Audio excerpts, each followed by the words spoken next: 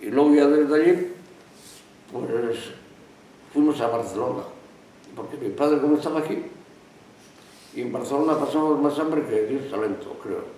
O sea, fuisteis todos los 4 hermanos Sí. y la madre a Barcelona. A Barcelona. Y luego a mi hermano, a Melchor. No sabes, perdona un poco, ¿no sabes más o menos cuánto tiempo hicisteis en Nantes o por ahí? No. Todavía, bueno, te quiero decir que todavía estaba la guerra aquí en España, ¿eh? Claro, claro. Y unos catalanes unos catalanes le recogieron a mi hermano, a Melchor, y le tuvieron allí pues un año, no llegaría a un año. Le querían tener para siempre, mi madre pues no, pues le trajimos, ¿no?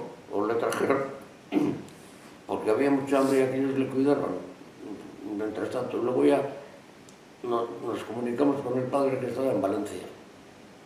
¿En Barcelona dónde estuvisteis, sabéis? ¿En una casa o algo así? O... Pues en Barcelona estaríamos en Vilassar del Mar. Vilassar del Mar estuvo mi hermano, al que le recogieron la familia esa. Que luego han sido como de familia.